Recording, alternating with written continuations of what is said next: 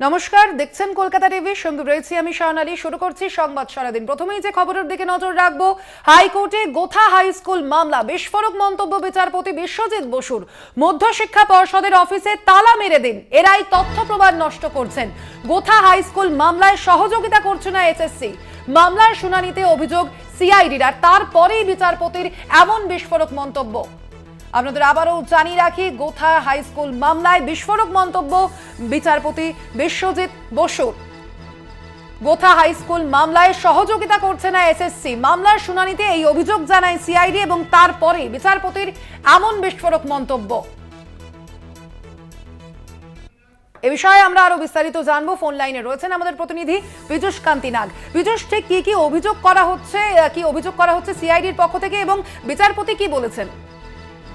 দেখো, গোথা হাই স্কুলের মামলার বিচার করতে গিয়ে বিচারপতি সারা রাজ্যে এই ধরনের বেআইনি নিয়োগের বিষয়টি কিন্তু উপলব্ধি করেছেন এবং তারপরে বিচারপতি সিআইডি তদন্তের নির্দেশ দিয়েছেন। শুধু গোথা হাই স্কুল নয়, রাজ্যের বিভিন্ন জেলায় এই ধরনের নিয়োগ হয়েছে বলে বিচারপতির কাছে বেশ কিছু অভিযোগ জমা করেছে, যার ভিত্তিতে বিচারপতি বিশ্বজিৎ বসু সিআইডি তদন্তের নির্দেশ দিয়েছিলেন।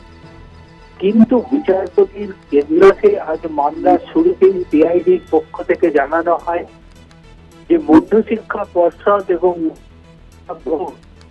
দুটি তাদের কোন রকম ভাবে নথিপত্র দিয়ে সহযোগিতা করছে না।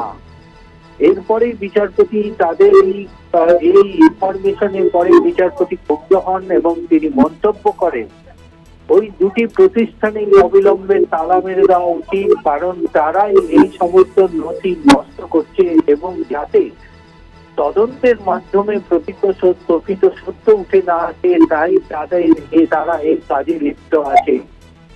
বিচারপতি এও তদন্তকারী সংস্থার উদ্দেশ্যে বলেন যে তদন্তকারী সংস্থা যদি তাদের কাছ থেকে নথি না পায়, তারা সরাসরি বিদ্যালয়ে গিয়ে সেখান থেকে নথি কালেক্ট করুক এবং তার উপরে তদন্ত করুক। আদালত চায় এই ঘটনার পেছনে যারা প্রকৃত দোষী বা প্রকৃত দোষী রয়েছে তাদেরকে উপযুক্ত শাস্তি দিতে এবং অবিলম্বে এই যাদের বিরুদ্ধে এফআইআর করা হয়েছে তাদেরকে গ্রেপ্তারের কথাও কিন্তু বিচারপতি তার বিচার প্রক্রিয়ার মাধ্যমে উল্লেখ করেছে। বিচারপতি বিশ্বজিৎ বসু রাজ্যকে পরিষ্কারভাবে জানিয়ে দিয়েছেন যাদের এই ধরনের বেআইনি নিয়োগ হয়েছে এবং যারা এই ঘটনার সঙ্গে যুক্ত তাদের বেতন ফিরিয়ে নেওয়া যায় কিনা সে বিষয়ে রাজ্য বিবেচনা করবে এবং আগামী সোমবারের মধ্যে রাজ্যে এই সিআইডিকে তাদের তদন্ত সম্পর্কিত একটি রিপোর্ট আদালতে পেশ করতে হবে এবং তারা কি উপযুক্ত ব্যবস্থা গ্রহণ করলো তাও কিন্তু জানাতে হবে এই বিশ্বজিৎ বসুর এজলাসে।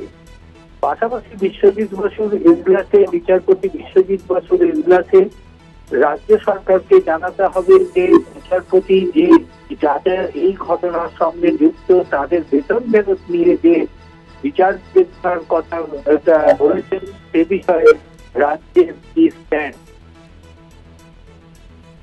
একেবারে ধন্যবাদ তোমাকে পীযূষ।